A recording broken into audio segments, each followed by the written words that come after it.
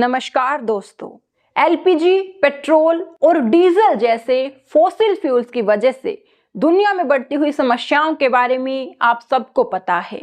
पर ये पेट्रोलियम नाम की चीज दुनिया के कुछ ही खास हिस्सों में क्यों पाई जाती है और ये पेट्रोलियम आखिर बनता कैसे है? अगर आपके मन में भी यही सवाल है तो इस वीडियो को पूरा देखने के बाद आपके सभी सवालों के जवाब आपको मिल जाएंगे। तो चलिए शुरू करते हैं पेट्रोलियम की 100, हजारों या लाखों नहीं बल्कि करोड़ों साल पुरानी कहानी। अगर हम बात करें कि पेट्रोलियम आखिर बनता कैसे है और पेट्रोलियम को फॉसिल फ्यूल क्यों बोला जाता है। फॉसिल का मतलब होता है डेड रिमेन्स। जी हाँ, पेट्रोलियम डेड रिमेन्स से बना होता है और वो डेड रिमेन्स होते हैं मरीन ऑर्गेनिजम्स के, जैसे कि मरीन प्लैंकटन एंड एल्गी।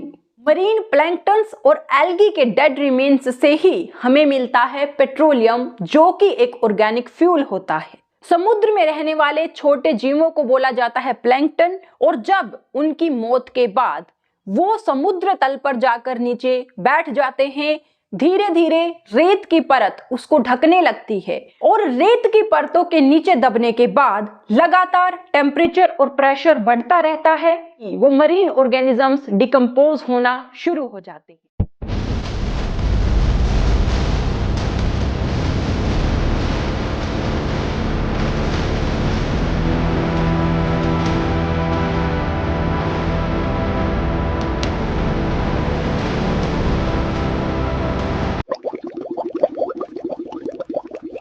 जैसे कि आप सबको पता है कि लिविंग ऑर्गेनिजम्स ऑर्गेनिक मटेरियल के बने होते हैं, जिसमें मेन कंपोनेंट होता है कार्बन। इतने ज्यादा प्रेशर और टेम्परेचर की वजह से ये ऑर्गेनिक मटेरियल धीरे धीरे अपना रूप बदलने लगते हैं और करोड़ों साल के बाद यही ऑर्गेनिजम्स पेट्रोलियम में कन्वर्ट हो जाते हैं। पर ऐसा नहीं है कि पेट्रोलियम पूरे के पूरे समुद्र तल के नीचे पाया जाता है। इसके लिए कुछ खास कंडीशंस भी कंप्लीट होनी चाहिए, उसके बाद ही पेट्रोलियम वहां पर रिजर्वोयर के नीचे पाया जाएगा। पेट्रोलियम शब्द का मतलब अगर हम देखें तो ये दो शब्दों से मिलकर बना है, petra plus oleum. Petra means rock and oleum means oil. Rock के अंदर जो ऑयल पाया जाता है उसे ही पेट्रोलियम बोला जाता है। पेट्रोलियम जो कि समुद्र तल से काफी गहराई पर बनता है, वो धीरे धीरे एक पोरस पत्थर में भरना शुरू हो जाता है, जिसके ऊपर एक हाई डेंसिटी और विदाउट पोर्स वाला कैप रॉक होता है, जो कि उस पेट्रोलियम को वहां से बाहर निकलने के लिए रोकता है।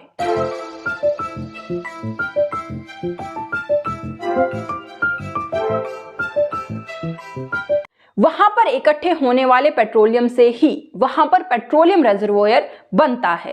किसी भी जगह पर पेट्रोलियम रिजर्वोयर होने के लिए जियोलॉजिकल, बायोलॉजिकल और टेम्पोरल कंडीशंस का सेटिस्फाई होना बहुत जरूरी है। अगर हम बात करें जियोलॉजिकल कंडीशन की, तो जियोलॉजिकल कंडीशन का मतलब है कि वहां पर पोरस रॉक और कैप रॉक का होना जरूरी है, जिससे कि पेट्रोलियम वहां से लीक ना हो। साथ ही जो बायोलॉजिकल कंडीशन है उसका मतलब ये है कि उस जगह पर बहुत ज्यादा मात्रा में मरीन ऑर्गेनिजम्स का दबा हुआ होना जरूरी है, तभी वहां पर पेट्रोलियम बन पाएगा। टेम्पोरल कंडीशन से मतलब है टाइम का कंडीशन, मतलब कि उन मरीन ऑर्गेनिजम्स को नीचे दबे हुए करोड़ों साल हो चुके होने चाहिए, तभी वो पेट्रोलियम में कन्वर्ट हो पाएंगे। इन्हीं सब कंडीशंस की वजह से पेट्रोलियम दुनिया के कुछ खास हिस्सों में ही पाया जाता है। पेट्रोलियम के सबसे ज्यादा भंडारण रशिया, गल्फ ऑफ मैक्सिको और मिडिल ईस्ट में पाए जाते हैं। पेट्रोलियम को ब्लैक गोल्ड या फिर रॉक ऑयल भी कहा जाता है, क्योंकि गोल्ड की तरह पेट्रोलियम के रेट भी लगातार काफी ज्यादा बढ़ोतरी के साथ आगे बढ़ते रहते हैं। अब अगर हम बात करें एलपीजी, डीजल और पेट्रोल की, तो ये सारे ही कंपोनेंट्स होते हैं पेट्रोलियम के। पेट्रोलियम एक क्रूड ऑयल होता है, जिसको हम कच्चा तेल भी बोलते हैं। पेट्रोलियम एक मिक्सचर होता है बहुत सारे अलग अलग फ्यूल्स का।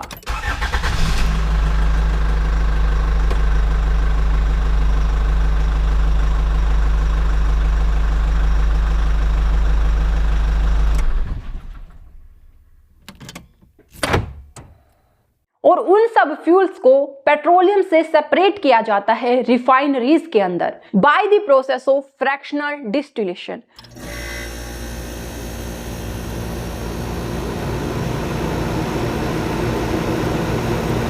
फ्रैक्शनल डिस्टिलेशन का मतलब होता है उन सारे कंपोनेंट्स को एक मिक्सचर से अलग करना जिनका बॉइलिंग पॉइंट आपस में एक दूसरे से 25 डिग्री सेल्सियस से कम अंतर का होता है।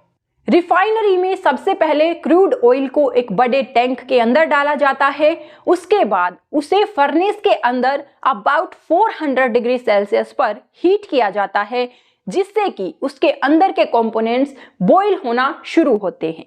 जिस कंपोनेंट का बॉइलिंग पॉइंट सबसे कम होता है वो सबसे पहले बॉईल होता है और गैसेस फॉर्म में कन्वर्ट होता है। इसीलिए वहां पर अलग अलग हाइट पर अलग अलग टैंक लगे होते हैं। जो भी कंपोनेंट सबसे पहले हीट होता है वो सबसे टॉप टैंक में जाकर स्टोर हो जाता है। उसी तरह से अपने बॉइलिंग पॉइंट के हिसाब से हर एक कंपोनेंट एक अलग टैंक में स्टोर होता है। वहां से पाइप के थ्रू हर एक फ्यूल को अलग अलग सेपरेट स्टोर किया जाता है। इसी तरह से पेट्रोलियम से हमें मिलता है petrol, diesel, LPG, paraffin wax, gasoline etcetera.